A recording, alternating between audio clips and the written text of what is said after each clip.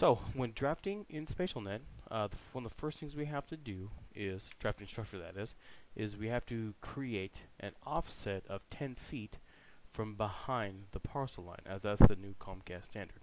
So what I like to do is here we have a blank set of land base. Here is my right-of-way line, or my edge of my parcel here. So I'm just going to create a P line that traces right to the edge of this parcel line. And what this is going to do, this is going to give me a location to begin my offset from. We're going to draft this way and then north. So I'm going to go ahead and stop that parcel line there. And then I'm going to start this parcel line here for drafting. So let me go and finish this up. And we're going to go ahead and stop right there. So now that I got those parcels, or those P lines drafted, I am now going to offset. I simply just type in O, enter.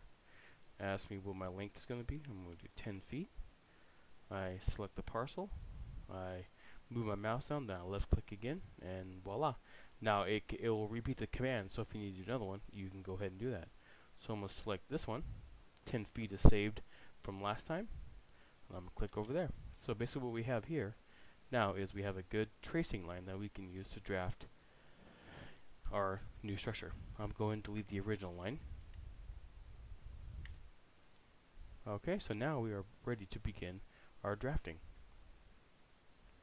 So if you go up to your ribbon up here, there's 3 tabs that you should see. One is the SpatialNet tab, the Add tab, and the Admin tab. So since we're adding, I'm going to click on the Add tab and go over to Underground Structure, or Pole. So what I'm going to do is I'm going to start with an aerial pole line and then transfer to an underground section. So first thing I'm going to place is a pole. I go ahead and click it. Oh, I got a database here. Hold on, let me try it one more time. I'm going to go ahead and click the pole. Let's see if it reconnected here. There we go. Okay, so on the type, what I'm going to do is I'm going to do a common joint pole here. I don't have a pole number, but if you do have one, it doesn't hurt to place it in there. Under these generals, I'm not going to edit any of those, but what I will do is this down here. If you notice these custom attributes here, has a ground. If it doesn't, I'm going to double click this and hit the blank. Does it have a bond? I will not place one. Is there a make ready for it? No. And the enter drop code, I'm going to go ahead and hit that, and enter the pole type. I'm going to clear that out as well. So now that I got my attributes all set up, I now click on the screen once to activate the window, and now I'm going to place my pole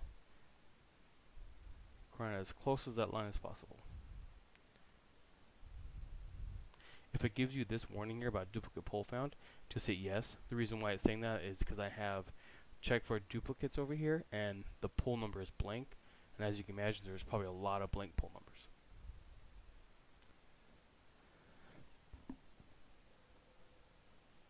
Okay, so alright, so here we go.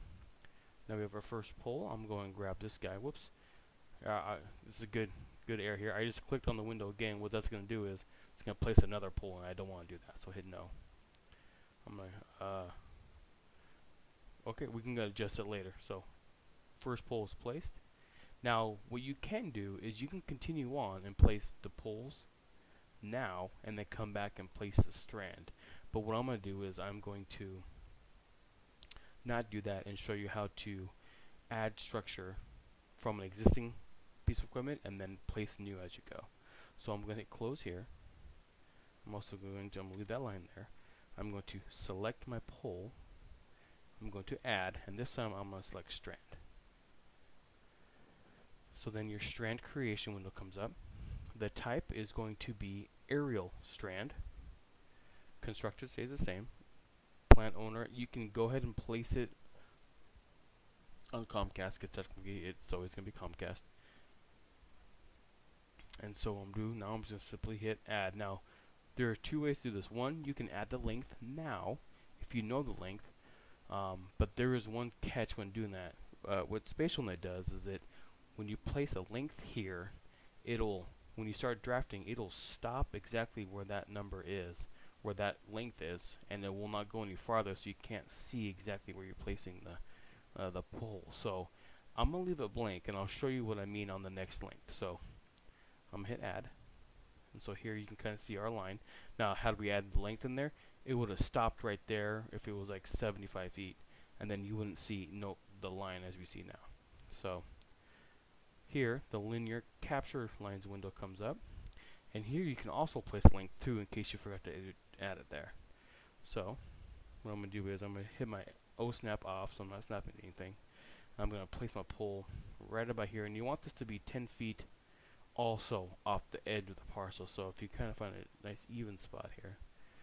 Now when you find your spot, don't left click, but right click.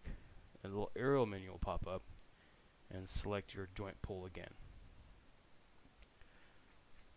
Right now let's go ahead and as adding it. See all these extra attributes that popped up? That would have all popped up over here had we not changed those settings. So now I'm going to go ahead and place another pole right here. And if you notice, I am placing the new structure on the same side of the parcel lines. Now Comcast does not want you to place the pole on the line like sometimes we're kind of used to, splitting the parcels here. So I'm just choosing to place it on the left side of the parcel here. Okay, so I'm going to go over here. I'm going to not left click, but right click. Joint pole. And I'm going to go ahead and stop right there. Okay, I'm done. I'm going to close this out. So now we're left with these 3 new poles that we've added. So the next thing I'm going to do is I'm going to edit these attributes so all this stuff goes away. So I'm going to select the pole, go up to edit. Then your pole modification window comes up. I'm going to come all the way down here and make those same edits. I'm going to double click and choose the blank. Hit apply. And hopefully almost all those should go away. Yes, I do want to continue. Now if you don't want that window to come up, you can check for duplicates off, but beware when you uncheck it here, it leaves it unchecked for everything else you do, like if you add an active or a splice case, it won't check to see if that splice case is existing. So, alright, I'm going to hit close. Now I'm going to select this one. I'm going to edit this. Okay, come down here. And yes, this is tedious. But this is a bug that they supposedly were supposed to fix in this new version of SpatialNet, but I haven't been able to see it fixed yet. So, alright, so now we have our 3 poles and our 3 house counts here. I'm also now going to move these house counts out of the street, just so they're not in the middle of the street. And I will not be over, like I won't place it here or here on the parcel line. I'm placing it to where I don't overstrike any of those parcel lines. Alright, so now the last thing we gotta do is add our footage. So go ahead and select the strand, edit. Strand modification comes up. I'm just gonna do 125 feet. Hit apply. Hit close. I'm gonna select the next one, edit. I'm gonna do 125 again. Actually, no, I'm gonna change this to 130 just so we can see a little difference here.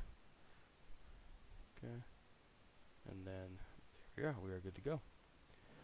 And then once again, I'm gonna go and select the footage, and I'm gonna move it to this other side here, without overstriking any of the parcel lines, if I can help it. All right, so there we go. Now, I'm going to transition to an underground structure now. So what I'm going to do is I'm going to select the pad, or the pole, excuse me. And what I first need to do is add a riser to this pole. So by selecting the pole, I hit edit. And under general here, I'm going to click edit. And the general attributes comes up. Once you add a riser length of 25 here, hit done, and then hit apply. A little riser module should pop up here. Yes, duplicate, because I got that checked. And there you go. There's our riser. I'm going to close. Click on here. Move it here so it's out of the way. Now we got our riser. Okay. Now I'm going to select the pole that I want to continue off of. And this time I'm going to add. And I'm going to choose trench instead of strand. So here is our trench creation window. I'm going to move out here a little bit. And what we choose here is always going to be conduit trench. Underground trench is considered direct buried, in which we don't do that anymore. So conduit trench, same thing applies here. So I'm actually going to show you here in the length what spatial net does if you put a length and you try to draft past that length. So I'm going to put a length of, let's say, 25.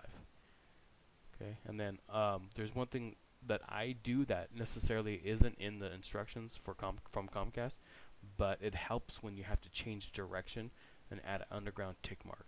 And what that is, I'm going to create a duct for this conduit trench. So I'm going to click on the ducts tab, click on create ducts, uncheck add cross section, and typical underground structure is 1 inch, or sorry, a 2-inch pipe. So I'm going to select the duct type, go to PVC, go to duct size, and hit 2-inch, and I'm going to go ahead and hit add. So as you can see here, our length was 25, and according to Spatial Net, that is 25 feet right there, and then it stops. And so it's really difficult, and once you hit that angle, if you even if you click here, it's going to draft it all the way up here, because it's going to keep that same angle. So this is one issue that this has if you put the length in. So I'm just going to go in here and I'm going to remove the length, click back over here, and now we have free reign. So I'm going ahead and select probably right around here. I'm going to place a ped right here. So just same thing, you kind of don't left click, but right click, and this time you see two options, you see aerial and underground. Well, we're going to place an underground ped.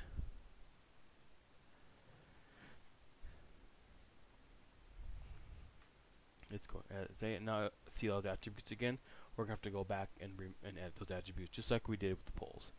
Alright, so I'm going to continue on. This time I'm going to try to line it up as much as I can with this, and what I just did here was I turned my O snap on, and I snapped at the end, and then it gives me like a draft line to follow along. So I'm there, and I'm going to click there.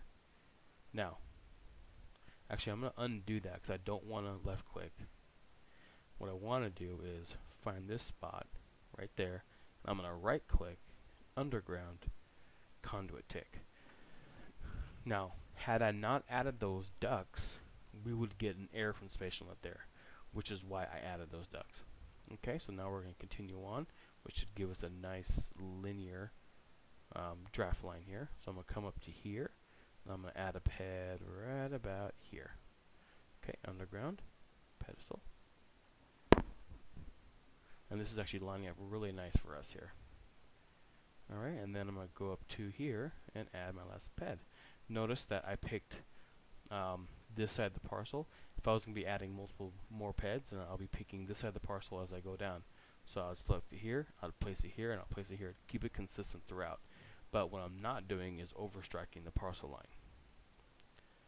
So in this case, I would either place the ped here, or in this case, the ped will be placed here, especially since it's an end-of-line ped. So this will be where the exception would happen. So I'm going to right-click, underground, and pedestal, and that will be our last one. So after add, I'm going to hit done and close. Now clean up. So I'm going to go back. I'm going to select this guy, hit edit. Underground modification comes up. Here you can change this to a vault if you need to, or any other of these underground structures. Nothing else really needs to change here, but if you go to custom attributes tab, this looks very familiar, as just those are the same ones as the pole had. So I'm going to double click this guy, hit the blank one, hit the blank attribute for all these options, unless of course you need to place a ground or a bond. Then you would hit yes, and then it would leave this ground or bond symbol on there. I change all that, hit apply.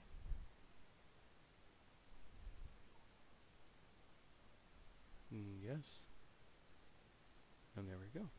So now I'm going to close out of here, select this one, edit, and unfortunately Spatial Net does have a multi-edit option. So if you want to select the same entities, you can edit. You can do that, but for these custom attributes, it doesn't allow that. So that's why I can't select all the pads and then do a big multi-edit, because it just doesn't have that built in. So I'm going to go back to custom attributes and do the same thing here. Hit apply. Yes. Close out. And on to our last one. As you can see, if you have multiple PEDs, this can be very, very time consuming.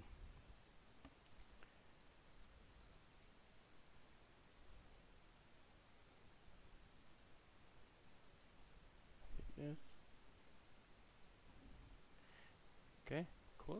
And there we go. And now we have our, it's cleaned up a bit. I'm going to now clear my selection here. And now we don't need this offset line anymore. So I'm going to delete that one and delete that one. Now I'm going to edit the placement of these.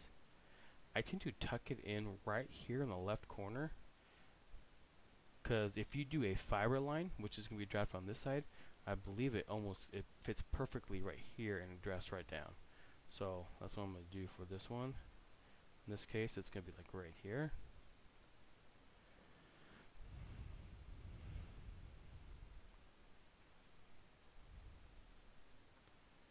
Okay, so now the last thing we put in is our footages. So I'm going to clear selection again. I'm going to select this first ped. I'm going to edit. Or the first trench line, excuse me. Length, I'm going to give this a length of 100. Hit apply. There we go. I'm going to select this guy, edit. I'm going to give it a length of 25.